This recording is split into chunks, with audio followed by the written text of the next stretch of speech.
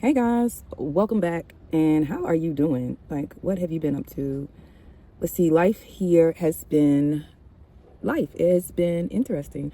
I am currently down here at immigration with my daughter and Andrea, also known as Andy, and we are working on getting her residency status straight.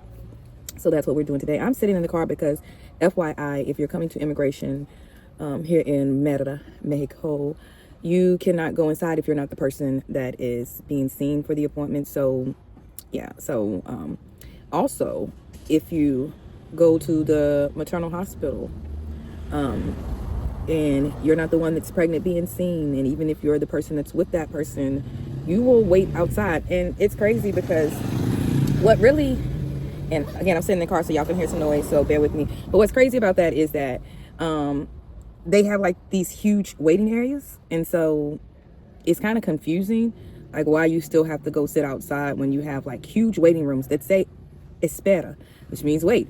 And so I don't know. So if you know what the deal is with that, let me know in the comments below, because I have no idea why you have to wait outside. Like when I say wait outside, I'm literally talking about go outside the building and sit outside. So we went there because she was having some back pain. If you don't know, she's pregnant with twin boys, and she's now 33 weeks. So we are in the final, we're getting ready for that. And because we're on a fixed income, and this was something that we did not foresee coming our way, and she cannot safely return to where she came from, she's going to have the babies here. And so what that looks like for us is we did start her care out with a private doctor, Dr. Felix. And if you want his information, just drop the comment, Dr. Felix, below, and I will drop his information. He's a bilingual OBGYN. A lot of the immigrants here uses him to have their babies, or they use a midwife. A lot of people choose to do home births. And had she been just having one, that would have been a great fit, right? And would cost us literally too much of nothing. But because she's having two, and it's her first time, and she's having two, we're not comfortable with that. He wasn't even comfortable with her having a home birth with twins, especially being her first set and her first time having kids. So we are now at the point where we're at the public hospital, or we're using public services, because some of the public services cost less. Now, to see the public doctor or public OBGYN, and I won't say public because it's not like, but that's the only way I know how to put it. So basically, when we would go see Dr. Felix, every appointment was 800 pesos. But when we saw the doctor at the public hospital, at the maternal hospital, 2 weeks ago, it was 147 pesos. So big difference in that. However, excuse me, we had already done like all of our labs and stuff like that. So like blood work was done, ultrasound done, a 4D ultrasound at that. And literally the week that we went there, like all this had been done within 7 days of us going there. And they insisted that we needed to have everything done by them. So that was frustrating because, again, we're on a fixed income. So we've already spent money on these things. And so we can't spend money on these things twice, right? Like in the same 7 days. And their costs were actually more because we go to Salud Digna. So at Salud Digna, for a 4D ultrasound, we paid 400 pesos. The regular ultrasound is 215 pesos. However, at the public hospital, they wanted us to pay 600 pesos for the ultrasound, and then 715 pesos to have the labs done again. And we'd already spent, I think the last time, we spent more than that on the labs when we did the labs, because it was a full panel workup again. But it was just like, why can't you take the labs we have? Like everything that you're about to do, we've already done. I don't understand why it has to be done at the hospital, and we had the records printed out, so it's not like they didn't have the information. So I don't know why that is. We did not do those appointments yet because, again, we had just paid for the stuff, so it was just not gonna happen. It was not in our wheelhouse. So yeah, there's that. So we've just been navigating this life change that we've been going through, and getting ready to become a yaya again for the second time.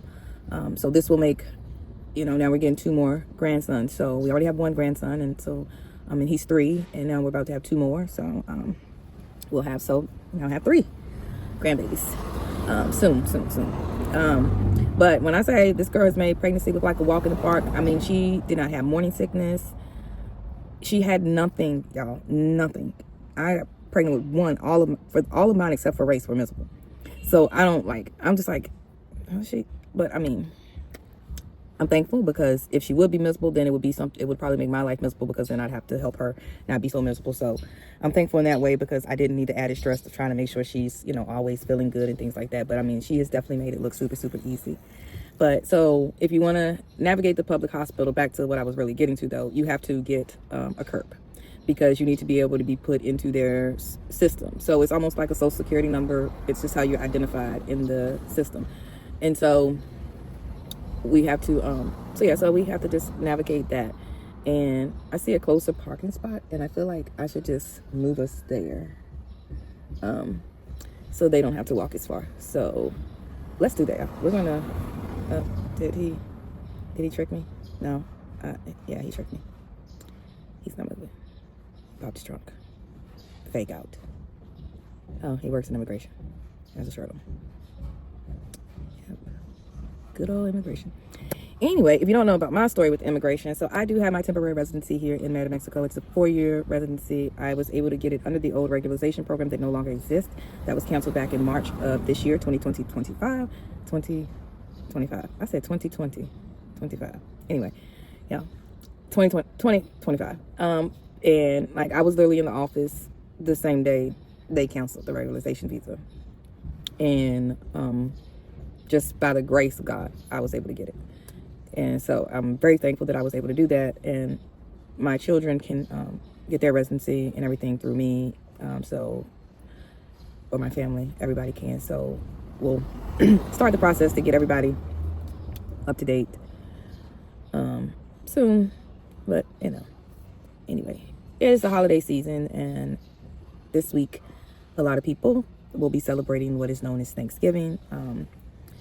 I explained to my children, Thanksgiving is actually a really horrible holiday to celebrate what happened and what it really means. But we celebrate relationships, so family and friends. So we'll be doing that. We had Friendsgiving yesterday for Sunday dinner. We had so much food, y'all. When I say we had so much food, it was crazy. I mean, like, a lot of food.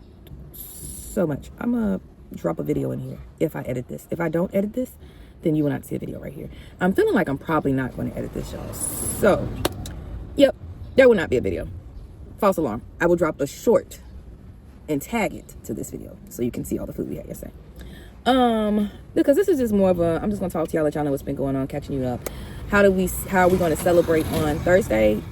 On Thursday, we're going to get together with Andy and her family, and we're going to eat something lighter than what we had yesterday. Because when I say yesterday with the food, so we had baked chicken, we had ham, we had potato salad, we had pasta salad, we had macaroni and cheese, we had yams, we had green bean casserole, chicken enchiladas, rolls, gravy, dressing,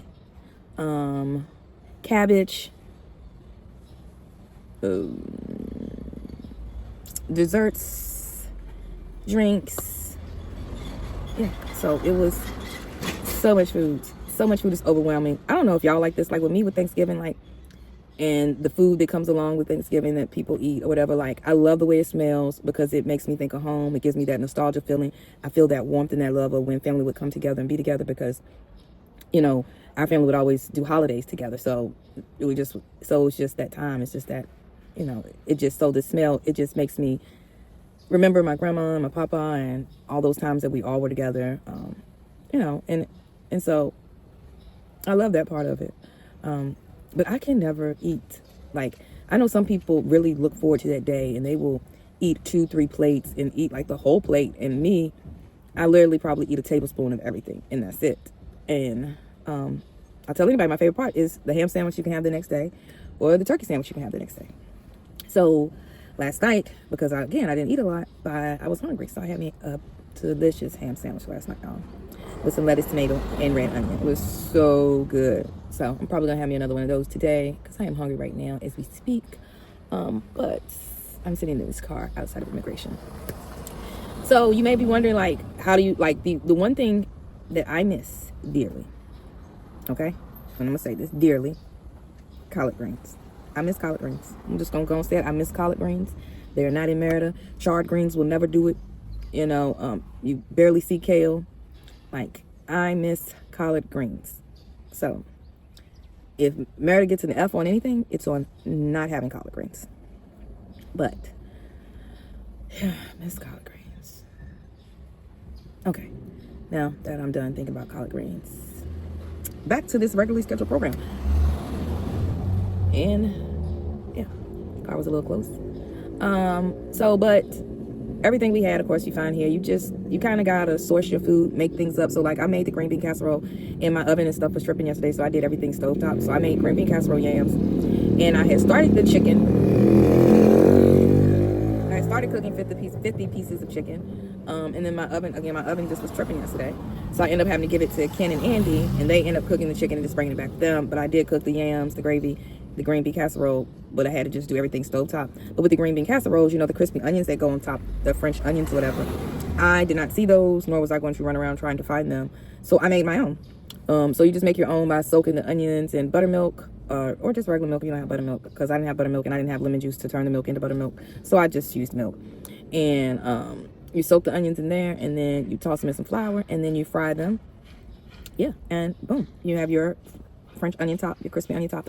Now, here in the grocery stores, in the produce section, you know how you get salad toppings? You can use this salad toppings. It's the crunchy onion ones. They suggest that you put on like burgers and stuff like that. It's not going to be strips. It'll be, some of them will be circular, whatever. I don't think the shape of it matters. They taste just like the French onion things in the canister. So if you need to know, yeah, it was a yellow bag, and it said seasoned with garlic and pepper. And they were really good. So I did get one bag of those, and I mixed those in, but I made my own. And then I mixed them in while I was cooking the green beans, and I used frozen green beans, and it was really good. And the cousin I made it for really enjoyed it, so that was on point. That was the whole idea. And then I made yams, and everybody enjoyed the yams, so they were good. They were candied just right. So I had to actually end up baking those in the air fryer. Everybody's like, you got the yams in the air fryer? I was like, hey, I'm from the country. I grew up cooking on a wood stove. Okay, I will make it work. So don't play with me. I will get it done. You hear me? And that's what we did. But Thursday, Andy and I were just talking about what are we going to eat. We're going to definitely do something much, much lighter since we ate like that yesterday. We've already had the feast. I don't feel the need to feast again. So I know salad is definitely on the menu for Thursday. Y'all tell me what we should eat Thursday, because drop it in the comments. What do you think we should eat Thursday? Like, just talk to me, because I'm talking to y'all. So talk back to me, okay? But yeah.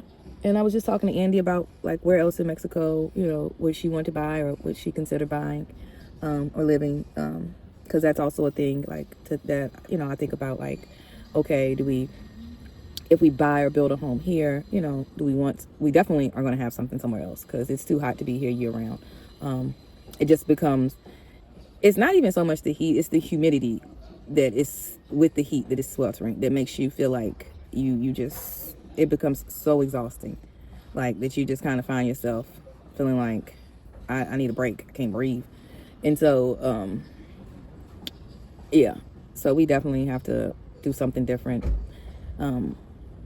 Most people would be like they need to be gone by May. I feel like more for me, I'm like, a birthday gift to myself would be, every birthday is to fly up out of here for probably 2 to 3 months. Like, so we'd be gone, definitely be gone July and August, and possibly September. I wouldn't mind being gone. This is probably my favorite time of the year here, now that I've been here a full year, because it's realistic. It feels, it's okay. Like, you see, I'm sitting in the car, I don't have the AC on, I just have the windows down, and even though the sun is shining, I'm not dripping in sweat.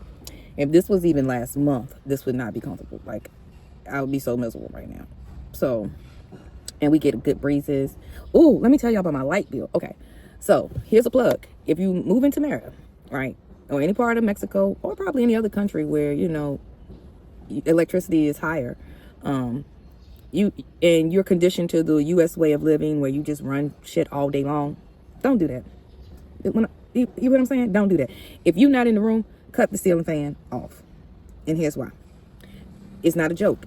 It does make a difference. So we were to the point where we were running like our ceiling fans all day long.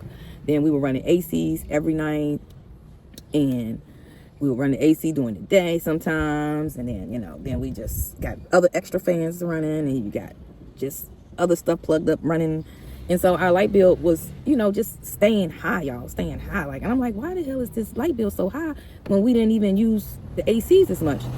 But because we was letting the ceiling fans run 24/7 in all the rooms, mind you, all the rooms, it was having an impact on our electricity bill. So the last 2 months that we were in the house, in our old house, I started making sure we cut up. When I got up and left out the room, ceiling fan off.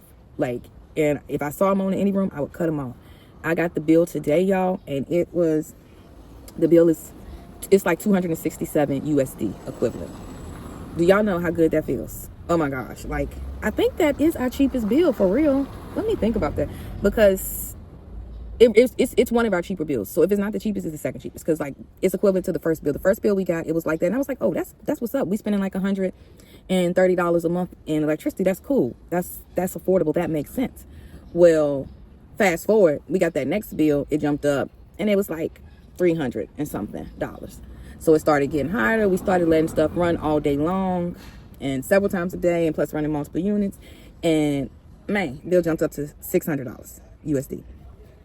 The pain that I felt when I got that bill, because I'm just like, what? Now mind you, the bill comes by monthly. So when I say $600, that's for 2 months. But still, so like, bro, like to get a bill for 267. And so the last bill we got was not 600. We had started cutting back on some of the AC usage, and that got us down to like 400, probably like 467. So when I got told about the ceiling fan thing, and I found this out through another mom, and how I found it out from her is her AC broke. So her ACs was broke, so she was running her fans all day long, and her electric bill was higher just from her running her fans for the week that she didn't have AC than it was when she ran AC several times a day. So that's what gave me the light bulb, like, oh, maybe this will help. So fast forward now, got that bill today, 267. Y'all, when I almost want to shout about it because I'm so excited. Like, your girl did that. We cut that down.